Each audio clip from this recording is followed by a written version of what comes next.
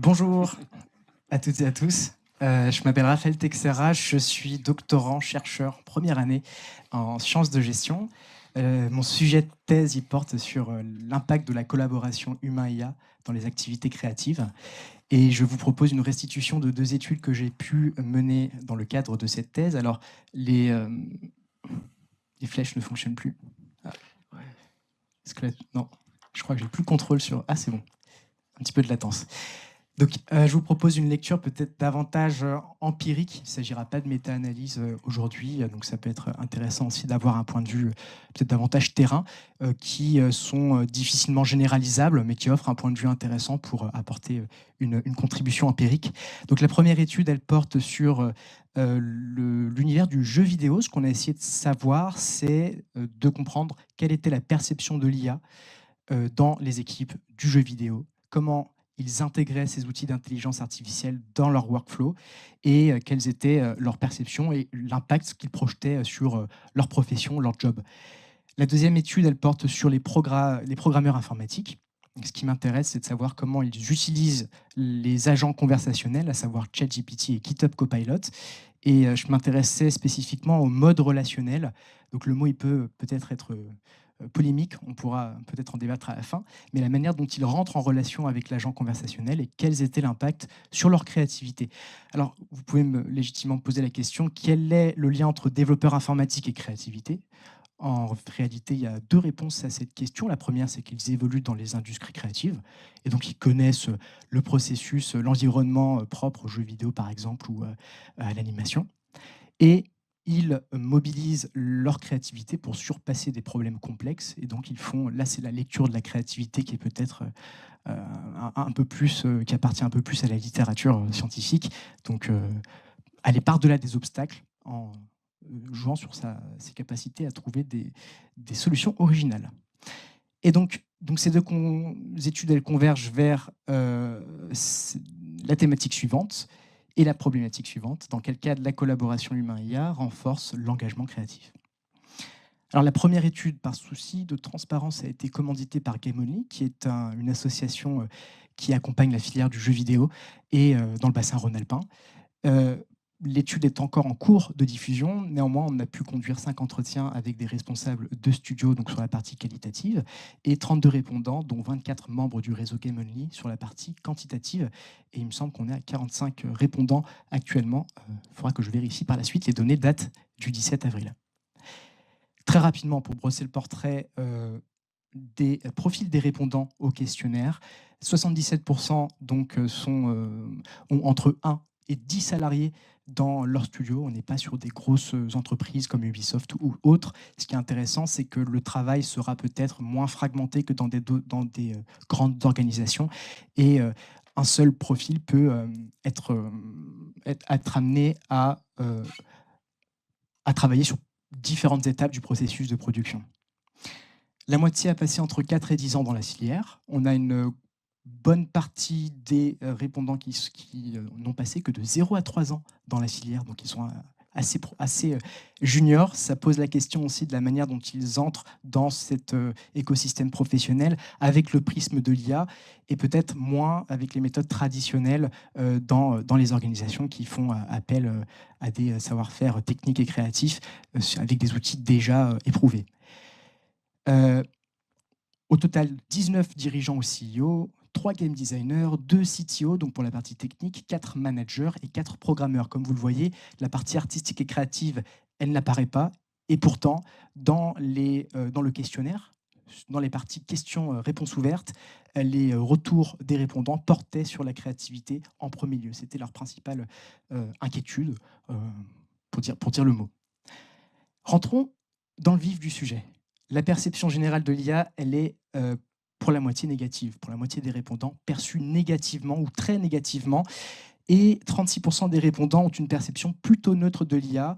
Première surprise, peut-être à force d'être biberonnés aux différents post-publications sur les médias sociaux, on a l'impression que l'IA, elle est portée au nu. Et en réalité, elle a pas forcément dans le cœur des praticiens. Pas des AI enthusiastes, donc dans cette étude, encore une fois, Je ne sais pas si on peut la généraliser, c'est une observation sur un terrain précis. Quelques verbatims que je trouvais intéressantes. Donc, on a parlé tout à l'heure du gain de temps, de la productivité. C'est un mot une expression qui est polysémique, on peut y faire dire beaucoup de choses. Donc, première lecture des entretiens, effectivement, ça me permet de gagner du temps, ça permet d'accélérer des phases de recherche, ça permet de baisser des coûts. Donc, c'est des verbatims qui sont assez généralistes, on ne sait pas vraiment dans quelle direction ça va. Un gain de temps, mais au détriment donc de la créativité. Quelques verbatims aussi intéressantes. Tuer la créativité naissante de mes artistes. Perte de l'identité artistique, perte d'originalité, inconsistance, destruction des emplois créatifs. Donc des impacts a priori négatifs sur la créativité en tant que telle, mais également sur les profils, sur les professionnels qui mobilisent la créativité. Alors, qu'est-ce qu'on entend par productivité ? On peut le voir, les répondants sont plutôt d'accord. L'IA accélère la productivité de mes équipes, quoiqu'il n'y ait pas forcément de tendance qui se dégage. Hein. Il y a plusieurs... il y a des personnes qui sont en désaccord également. Mais j'aimerais m'arrêter sur ce graphe que je trouve un petit peu plus révélateur, en tout cas au regard de ma problématique. Lorsqu'on pose la question « l'IA augmente la créativité de mes équipes », les répondants ne sont pas d'accord avec cette affirmation. L'IA nuit à la créativité de mes équipes. On voit qu'il y a ici une tendance qui se dessine. Avançons. Qu'est-ce qu'on entend par productivité ? Lorsqu'on pose la question, l'IA me permet de créer plus d'idées, plus de concepts, plus de contenu, plus de jeux. Il n'y a pas forcément de tendance qui se dessine en faveur d'un volume accru en termes de production pure. Et pourtant, lorsqu'on pose la question est-ce que ça vous permet d'accélérer vos processus de production ? Les gens sont plutôt d'accord. Il y a un premier paradoxe qui nous a interpellés. Ça permet d'être plus rapide, mais on ne crée pas plus de jeux. Donc, où est-ce qu'on met le temps ? Ça a été partiellement répondu. En tout cas, des hypothèses ont été jetées. Le travail, c'est un espace qui est plus complexe que juste produire. C'est un espace aussi social. C'est du temps qu'on investit dans la veille aussi pour comprendre comment ces nouveaux outils d'intelligence artificielle fonctionnent. Donc ça nous fait perdre du temps. On teste un outil, on se rend compte qu'il ne fonctionne pas. Et donc finalement, on perd du temps pour gagner, pour finalement en perdre. Bon, pas tout à fait clair cette histoire. L'analyse post-release et la programmation sont les deux pôles qui mobilisent le plus l'intelligence artificielle. Donc, analyse post-release, je vais analyser des datas suite à la commercialisation de mes jeux et je vais essayer d'optimiser mes plans de lancement. Là, effectivement, l'IA est utilisée. Pas l'IA générative, mais l'IA. Et sans surprise, la programmation également figure parmi les pôles qui mobilisent le plus l'IA. Pense à GitHub Copilot ou les agents conversationnels notamment. À noter que l'IA, à travers mes entretiens, son usage, elle se passe plutôt en amont du processus de production pour drafter des idées, jeter des pistes, mais dans le processus de production qui constitue le cœur du métier, j'ai envie de dire, du jeu vidéo, de l'animation, l'IA n'est pas forcément utilisée et j'ai pas envie de porter de jugement esthétique sur la projection qui vient d'avoir lieu, mais on se rend compte qu'il y a quelques limites encore qui existent en ce moment avec l'IA. Alors, niveau de maturité, ça c'est un modèle qui permet de comprendre à quel point les entreprises sont engagées dans l'intégration des technologies. À noter que c'est plus, je pense qu'il faut voir ça plus comme une photographie à un instant T. En vérité, c'est plus itératif, c'est un petit peu plus malléable. Néanmoins, ça nous permet d'avoir un premier regard sur, on va dire, comment les entreprises ont intégré une technologie. Ici, l'IA. Elle se décline en plusieurs étapes. Donc, je n'ai pas commencé mon intégration, j'ai amorcé ma veille, j'ai testé des outils, j'ai intégré mes outils dans mes workflows et j'ai une stratégie globale implémentée. Encore une fois, c'est vraiment pour avoir un panorama. On se rend compte que la plupart des répondants, la moitié, sont à l'étape de veille. Par-delà la veille, j'ai testé des outils, mais je ne les ai pas encore implémentés dans mes workflows. Et la question qu'on se pose, qui est encore en suspens, qui me concerne dans le cadre de mes travaux, c'est est-ce qu'on arrivera un jour au niveau 4, au niveau 5, puisque les outils d'IA évoluent tellement vite qu'on ne pourra peut-être pas solidifier une implémentation dans le temps. C'est plus une hypothèse que je jette. Je serais curieux d'avoir vos avis sur la question. On remarque un lien entre niveau de maturité donc, et indispensabilité de l'IA. Qu'est-ce que j'entends par là? C'est je pense que l'IA sera indispensable dans les 5 ans à venir. Et ben, plus j'ai intégré des outils d'IA, plus je pense que l'IA sera indispensable. Alors attention, ça a été dit tout à l'heure, corrélation n'est pas causalité, donc plusieurs hypothèses pour analyser cette corrélation. Bah, soit le studio est déjà orienté IA, il a déjà des outils, il affectionne, il est techno-enthousiaste, et donc forcément il va les implémenter dans ses workflows. Soit le studio a effectivement testé des outils, s'est rendu compte que les IA permettaient de les accompagner dans leur processus de prod, et donc ils estiment que dans les 5 ans à venir, l'IA sera indispensable. Il faudrait que j'aille un petit peu plus loin ici dans l'exploration de cette corrélation. Formation. Besoin de formation, il est unanimement reconnu comme essentiel dans les boîtes de jeux vidéo, dans le bassin rhône-alpin du moins. Et on remarque ici une corrélation assez forte et positive entre besoin de formation en machine learning, donc c'est toute la partie en rouge, et besoin en formation de manière générale, la partie en rouge, et besoin de formation en machine learning, la partie en bleu. On se rend compte que les entreprises, elles veulent davantage comprendre le fonctionnement de l'IA, presque de manière mathématique, comment les modèles en machine learning comment ils existent, ils fonctionnent. Tout ce qui est marketing, intégration IA, usage artistique et gestion de projet, ça reste mitigé. Les entreprises, a priori, ne sont pas intéressées par ces formations. Alors, comment l'expliquer? Quelques hypothèses. Déjà, les studios ne font pas confiance à la qualité des modèles génératifs, qui sont encore très inconsistants, qui ne permettent pas un niveau de contrôle très élaboré. Et donc, ça, c'est une des raisons pour lesquelles les studios ne sont pas intéressés par de la formation sur l'usage artistique. Et enfin, peut-être plus important, les problématiques éthiques sont aussi des freins à l'adoption.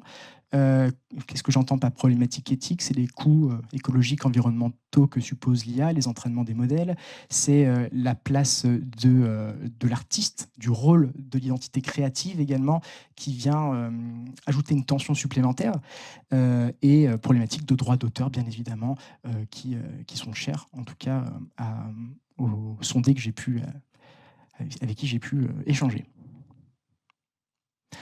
On reconnaît l'effort de veille, mais il n'est pas pleinement investi. Si on pose la question, est-ce que vous disposez d'un temps dédié pour effectuer de la veille, les managers disent non, on n'a pas le temps.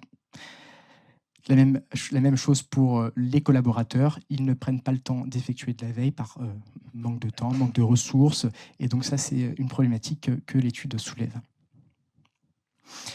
Enfin, petit point sur les enjeux sociétaux et éthiques qui reviennent assez fortement dans les parties donc réponses libres au questionnaire. Petite sélection de verbatim pour vous annoncer la couleur, qui sont assez généralisables en réalité, elles ne sont pas du tout isolées dans les retours qu'on a eus. Si c'est au service de la qualité, ça sera top. Si c'est au service des actionnaires, c'est encore un pas vers du mauvais travail. Il faut sortir du carcan capitaliste d'une entreprise et regarder ce qu'on veut pour notre société. En l'état, l'IA n'est pas une menace absolue ni un passage obligatoire. Et enfin, l'impact environnemental de l'IA, il faudra en parler. Je trouvais ça intéressant puisque le questionnaire ne portait pas sur les enjeux éthiques et dus à la commande, c'est un des biais de l'étude, mais les individus se projettent lorsqu'on parle d'intelligence artificielle sur des questions éminemment politiques et sociétales. Ça revient assez naturellement, que ce soit sur l'écologie, le capitalisme ou un système de société, de fonctionnement de société. Quand on fait une étude sur l'organisation, finalement, les réponses vont par-delà les murs de l'organisation et viennent en écho avec des problématiques sociétales. En conclusion, perception négative, on reconnaît qu'il y a un gain de productivité à la clé, et menace à la créativité. Intégration professionnelle, oui pour les développeurs et en amont de la chaîne, un peu moins pour la production des contenus. Lorsqu'on pose la question, l'IA sera indispensable dans les 5 ans à venir, on voit qu'on a ici deux camps qui s'opposent, donc on a des perspectives qui sont très polarisées. Niveau de maturité, on en est au niveau 3, donc j'ai testé des outils, mais elles ne sont pas implémentées dans mon processus. Et enfin, besoin de veille, mais pour le machine learning, pour comprendre comment ça fonctionne. Et un petit peu pour la prog aussi. Deuxième étude, donc, qui découle un petit peu de la première. On s'intéresse à une étape clé dans les étapes de production de jeux vidéo, mais pas seulement, puisqu'on a interrogé des industries qui n'étaient pas issues des ICC pour certaines. Donc, quels sont les effets de ChatGPT sur la créativité des développeurs? On a mené 14 entretiens et on a fait une modélisation statistique pour confirmer les premiers résultats issus de la partie qualitative. Les questions sont les suivantes. Quelles sont les conséquences de l'utilisation de l'IA générative sur la créativité des développeurs? Et quels modes relationnels permettent de mieux exploiter le potentiel créatif des IA génératives? Alors, on a suivi on va dire un cadrage assez naturel. Ce sont les 4 étapes du développeur informatique. D'abord, j'analyse, je comprends le cahier des charges, j'effectue mon code, je teste et débug si nécessaire, et je déploie et j'assure la maintenance pour une amélioration continue. Donc, sans vouloir citer l'ensemble des usages qu'on a pu repérer, quelques-unes néanmoins, sur la première partie, ChatGPT est utilisé pour synthétiser de la documentation, notamment. J'utilisais rentrer en dialogue pour trouver des idées de features ou de noms de variables. Donc aussi pour la partie idéation, brainstorming, ça reste assez utilisé chez les développeurs. Sur la partie développement, donc forcément, si vous connaissez GitHub Copilot, ça vous permet de générer, de compléter le code à mesure que vous écrivez. Sur ChatGPT, ça vous permettra aussi de rechercher des informations liées à un problème. Il y a quelque chose qui ne marche pas dans votre code, comment ça se fait? Je vais demander à ChatGPT. Sur la partie test, pareil, explication de bugs, je peux essayer d'optimiser mon code pour gagner quelques millisecondes de traitement avant de déployer. Et enfin, la partie maintenance, là, ça va être plus sur de la documentation. Et je vais demander à ChatGPT de rédiger une documentation sans y passer des plombes. Alors, venons-en à la partie polémique, peut-être. Mode relationnel. Donc, le mot n'a pas été choisi au hasard. Au départ, on était parti sur interaction ou échange. Puis on s'est rendu compte que les développeurs parlaient de ChatGPT de manière très personnifiée. Je vais vous donner quelques exemples. C'est un peu comme si je parlais avec un collègue et que je lui disais « tu ferais comment ça ?» Ce n'est pas pour autant que je vais le faire. Par contre, c'est une expérience à prendre, je le vois comme ça. Un collègue. C'est un échange, en fait, comme j'aurais avec un prof particulier, on dirait. Là, c'est un prof. Et du coup, pour ma part, je l'utilise vraiment un peu comme un assistant. Celui-là, il est peut-être moins personnifié que les autres, je vous l'accorde. It became like sort of a friend. I can discuss anything about my project. Okay, it's not human. Celui-là, je l'adore, puisque le répondant commence à parler d'amis. Le mot est quand même fort, il est chargé. Puis tout de suite après, il se rend compte qu'il a dit quelque chose d'assez poussé quand même. Je le considère comme un humain. Et donc, il se ravise. Ok, il n'est pas humain. Et enfin, you have a private tutor, more or less, like within your hands. Donc là encore, la figure professorale qui revient. Donc, je le rappelle, nous, notre objectif de recherche, c'était quel était l'impact du mode relationnel sur la créativité. Et on a vu 2 pistes émerger. La première piste où le codeur utilisait des instructions directives pour parler à ChatGPT, pour générer du code, pour commenter du code, pour faire de la documentation, générer du test, et on s'est rendu compte qu'il y avait des impacts de désapprentissage assez notoires lorsque le développeur rentrait en relation de cette manière. Réduction du sens de l'effort également, pour essayer de se débarrasser des tâches un peu rébarbatives. Donc un développeur, numéro 6, dans mes souvenirs, qui dit oui, après 3 semaines d'utilisation de GitHub Copilot, je ne me rappelle plus comment faire cette manipulation assez basique. Donc ça, on l'a choisi de le qualifier de mode assistant, parce que je délègue, je suis plus rapide certes, mais moins d'efforts à la clé, et ma créativité ici est négativement impactée. Deuxième mode relationnel, où là, je vais privilégier des conversations, des dialogues, et le but, ça va être, par exemple, de rechercher des solutions, de prototyper des tests rapidement, expliquer du code, avec ici un impact qui favorise l'apprentissage, puisque le développeur cherchera à comprendre les limites de son code plutôt que d'avoir une réponse de but en blanc. Et ça favorise l'émergence de la créativité, puisque le développeur explore des pistes, même s'il ne les applique pas par la suite.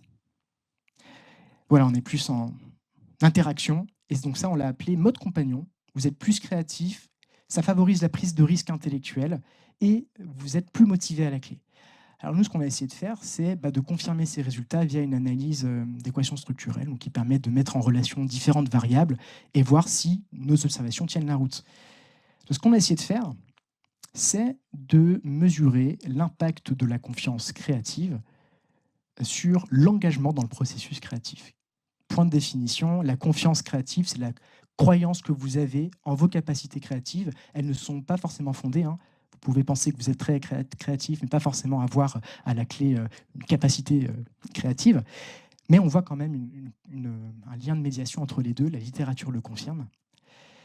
La prise de risque intellectuelle, donc c'est la propension à tenter des choses. Ça ne marchera peut-être pas, mais j'explore des pistes, est également liée à l'engagement dans le processus créatif. La littérature le confirme. Et nous, on a essayé de rajouter la variable adoption du mode compagnon. Pour rappel, c'est le mode relationnel qui permet plus d'itérations, de rentrer en dialogue. Et on se rend compte que la confiance créative est un bon prédicteur de l'adoption du mode compagnon. Et surtout, la régression de coefficients qui nous intéresse, c'est le lien entre adoption du mode compagnon et engagement dans le processus créatif. Le coefficient de régression est à 0,532, qui est assez fort. Et donc, on se rend compte qu'il y a un résultat significatif et positif entre ces deux variables. Pour conclure, peut-être, on a commencé cette recherche il y a 1 an avec mon directeur de thèse. Et en février 2025, assez récemment, on en a parlé en introduction, Quentin il a glissé quelques mots, de vibe coding, qui correspond en fait à la pratique de certains développeurs, et dont des novices pour le coup, qui vont utiliser les LLM pour donner des instructions en langage naturel, et le LLM va convertir ces instructions en code, qui vont ensuite être implémentées dans VS Code ou d'autres interfaces.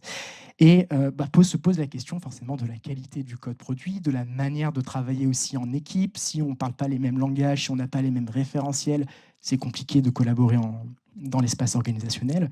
Et donc, je suis tombé sur ce mème assez récemment que je trouve assez rigolo. Just keep vibe coding, we can always fix it later.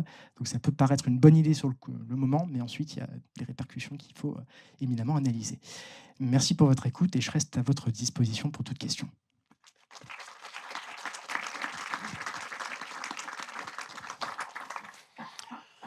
On va prendre quelques petites questions. Moi, j'en aurais une, puisque pour faire le lien avec ce qu'on a fait juste avant, c'est-à-dire la jam, tu as donc suivi la jam professionnellement dans le cadre d'une étude. Est-ce que tu crois qu'il y a des choses qui vont être transférables? Comment tu sens les choses? Je sais bien que l'étude est en cours, mais qu'est-ce que tu en penses? Alors, sur l'étude des développeurs, il n'y a pas eu d'action de développement informatique parmi les jammers que j'ai suivis. Il y avait du pseudo-code peut-être, donc je ne sais pas à quel point je pourrais inférer des résultats.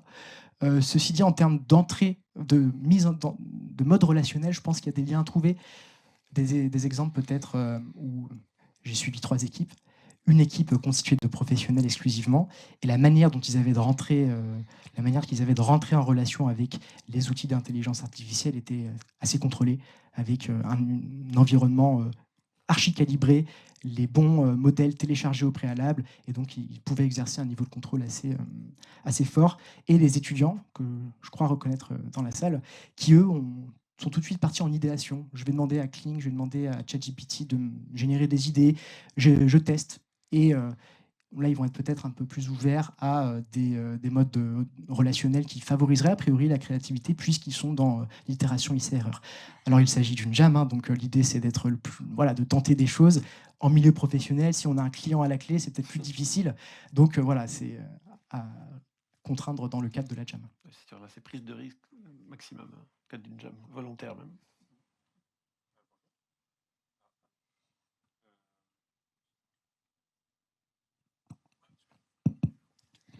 Merci.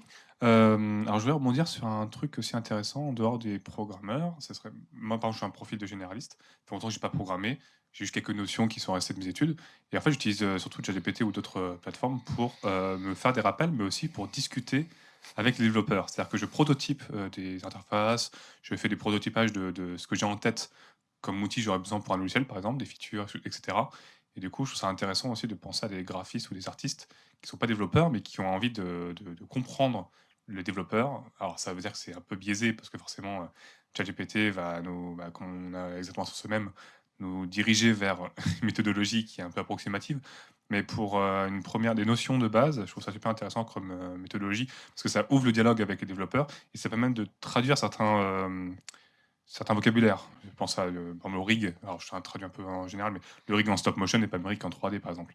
Donc ça donne des ponts aussi intéressants à ce niveau-là. Donc ça vaut le coup aussi peut-être aussi de discuter avec des personnes qui ne connaissent pas forcément la programmation au début, mais juste s'en servent comme traducteur. Enfin, c'était une C'est notion la en plus. traduction, conversion de données. Je ne sais pas s'il y avait une question, c'était Ouais. un commentaire qui était assez intéressant, mais qui rentre en écho avec les discussions que j'ai pu avoir avec une développeuse notamment, qui pour le coup c'était son métier. Donc elle n'était pas novice, mais elle avait besoin de travailler sur du non-SQL, il me semble. Elle ne connaissait pas cette technologie, elle n'était pas familière. Donc elle a passé presque près de 2 semaines avec ChatGPT pour consolider ces points techniques. Alors effectivement, pour les novices, ça peut être aussi absolument envisageable et ça rentre un peu moins en écho ici avec mes études, mais je peux te confirmer qu'effectivement, il y a un lien pour apprendre, même chez les professionnels. Alors, juste après, on va laisser parler justement des professionnels qui pratiquent, certains très intensivement et commandés par leur employeur, des modèles qui testent énormément de choses. On va voir peut-être leur rapport à ça. Merci pour la présentation. Juste pour rebondir aussi, pour faire aussi une remarque, parce que j'ai pas de questions. Tu as parlé un moment de un manque de qualité des résultats qui bloquait l'usage des modèles génératifs. J'ai trouvé, avec les films qui étaient présentés suite à la Jam, que les résultats qui sortaient étaient quand même plus qualitatifs que si les étudiants, notamment, et vraiment les apprenants très juniors, avaient essayé de faire des choses à la main. Et donc, ce serait intéressant un peu d'étudier le fait que quand même si le résultat n'est pas génial, ça facilite la création quelque part parce que ça baisse la barrière à l'entrée. Voilà, et je pense que ce serait intéressant d'avoir des retours de professionnels qui, eux, observent le manque de contrôle par rapport à des juniors qui, eux, en fait, profitent du fait de pouvoir créer sans forcément avoir toutes les clés en main de programmation, d'utilisation de logiciels et autres. Il faudra voir ce qu'ils en pensent eux-mêmes, s'ils sont contents de ce qu'ils ont fait. C'est pas toujours le cas. Alors moi, je vais avoir une question, hein. Donc ça fera un peu le parallèle avec les remarques. Donc déjà, je voulais vous remercier parce que votre étude dans le jeu vidéo, en fait, elle dit beaucoup de choses que moi, je rencontre dans le secteur de l'animation. Il y a énormément de parallélismes, je ne pourrais pas tous les reprendre, mais merci beaucoup. Et pour faire un lien entre la Jam, votre étude et ce magnifique mème que j'ai donc photographié pour l'envoyer à mes collègues, il y a deux grandes tendances qui se dégagent quand on analyse finalement les IAG. Le premier, c'est qu'on se dit, mais on se le disait avec mon collègue de la Graph à midi, en fait, on est un peu aux prémices d'une révolution, parce qu'on voit bien que les outils ne sont pas complètement adaptés, que ça reste extrêmement frustrant pour les créateurs, pour les producteurs, et quand on se lance là-dedans, finalement, les résultats ne sont pas toujours au niveau, même si, monsieur, je crois que vous êtes étonné de la qualité. Moi, j'étais au contraire, sauf sur certains d'entre eux, un peu étonné du manque de qualité. Je m'attendais à ce que ces outils soient plus productifs à certains égards. Et l'autre tendance, c'est qu'on a un peu peur que les données dégénèrent. Et c'est une nouvelle tendance, je pense que vous en avez entendu parler peut-être. Joël Farchi, qui est missionné par le CSPLA, travaille beaucoup là-dessus. C'est-à-dire qu'à force d'utiliser des données qui sont de mauvaise qualité ou qui ont été elles-mêmes entraînées, qui seront réentraînées, on va finir par avoir en fait des contenus ou des résultats qui seront mal ficelés en fait, ou qui au contraire n'auront pas les mêmes bases solides. Au-delà, et là je fais fi du débat qu'on aura tout à l'heure sur la question de la propriété intellectuelle et du fait que tout ça n'est pas sécurisé, en fait, créativement, ça ne donnera plus rien de cohérent. Et en fait, je voulais savoir si à travers votre thèse, qui sera fondamentale, et je vous souhaite que ça donne lieu aussi à des recommandations sur le terrain du droit, parce que moi je lis forcément peut-être des formations professionnelles, le terrain du droit derrière, mais est-ce que vous avez observé ça? C'est-à-dire, est-ce que les données, elles vont dégénérer? Ou est-ce qu'au contraire, on est aux prémices d'une révolution? Il faut faire fi en fait de ce qu'on constate aujourd'hui et au contraire, ça ne va faire que s'améliorer. C'est une bonne question. J'aurais pas la prétention de pouvoir répondre, ceci dit, de manière péremptoire à votre interrogation. Effectivement, au-delà d'un certain seuil d'entraînement des données, le principe d'inférence fait que ça va produire des contenus de mauvaise qualité. Ce que je peux dire, je ne sais pas si ça répondra à votre question, c'est que la créativité, j'essaye de la comprendre, non pas du point de vue de l'IA. Est-ce que l'IA est créative ou non? La question est passionnante, mais elle ne m'intéresse pas tellement dans le cadre de ma thèse, mais comment l'humain va, au travers de cette collaboration ou coopération, devenir plus créatif. Et il y a un thème que vous devez très certainement connaître ici, c'est celui d'hallucination, où l'IA, du coup, va halluciner et créer des choses qui sont fausses. Bah, il y a un papier qui... Viseur, Monsieur Viseur, voilà, son nom me revient, qui appartient à l'université Grenoble-Alpes, qui travaille justement sur ces IA qui hallucinent et qui permettent d'augmenter paradoxalement la créativité des utilisateurs parce que ça va leur donner des idées. J'ai une IA qui m'hallucine un truc, ça va pas dans tous les sens, mais je vais lui donner du sens par la suite. Et donc là, c'est une utilisation créative qui est un petit peu contorsionnée, hein, je vous l'accorde, mais peut-être que ça peut être une idée d'usage pour ne pas être dépendant donc, de ces IA qui doivent être performatifs pour les utiliser. Et un dernier point, les jammers, à un moment donné, j'ai pu remarquer dans le cadre de mon observation que passer une journée, ils ont un storyboard, un scénario qui est bien ficelé, l'IA leur propose quelque chose qui ne rentre pas dans leur grille de narrative, et ils vont pivoter, ils vont dire bon c'est pas grave, on n'a qu'à switcher de scénario et on va faire en sorte que l'image qui m'a été générée rentre davantage dans une histoire. Et donc il y a une sorte de dialogue qui s'opère où des compromis sont faits aussi, on a peut-être moins la main, mais on va essayer d'être lâcher prise, hein, c'est un mot qui revenait assez souvent. Hein. Ouais, beaucoup ont dit on a commencé à moins s'offrir à partir du moment où on a lâché prise et on a improvisé. Par exemple, le corbeau qui fume, c'est ce qu'ils ont. Genre, 1 heure avant, on leur demandait combien d'images vous avez. Ils ont dit 10 secondes. Et tout à coup, il y en a un qui a dit mais attends, des patchwork de choses complètement hétérogènes qu'on a, on va faire une histoire un peu folle. Je vais faire une voix débile. Et ça donne. Ils ont été créatifs. Ils ont un des films les plus longs et les plus drôles. Mais pour un client, on ne peut pas faire ça. Surtout qu'on a validé le board, etc. Cette dernière question, et après, justement, on va faire parler d'autres artistes qui travaillent. Merci pour l'exposé. Je vais juste poser une question sur la première partie, parce que les individus, en réalité, ils sont plongés dans des organisations qui les conditionnent également. Donc là, tu disais, il y a des typologies de boîtes avec différentes tailles de boîtes. Mais bien sûr, aussi, une entreprise, en fait, elle va aussi se définir par comment elle accueille l'IA, quelle est sa stratégie, comment c'est vécu dans une entreprise, comment le management, d'ailleurs, reflète ça. Est-ce qu'il y a une ambiance IA, entre guillemets, et comment les individus sont conditionnés ou dépendent de cette ambiance-là? Est-ce que c'est des choses qui sont mesurables ou est-ce que c'est difficile? Je pense que ça peut l'être. Peut-être que ça sort des paradigmes des sciences de gestion qu'il faudra aller questionner la sociologie ou la psychologie sociale, peut-être comprendre comment des individus, au travers de représentations dans l'espace organisationnel et dans la société et dans d'autres cercles de socialisation, se représentent l'IA. Ce n'est pas une variable qui figure dans mon analyse. Ceci dit, je pense que la question elle est éminemment importante et ça me donne même des idées pour la creuser. Et je ne pourrais pas vous répondre de manière affirmative. Parfait, on va poser la question justement aux gens qui vont suivre, qui sont dans des organisations comme ça. C'est une bonne question. Mais en tout cas, on te remercie, Raphaël. Et alors peut-être qu'il faut switcher l'écran.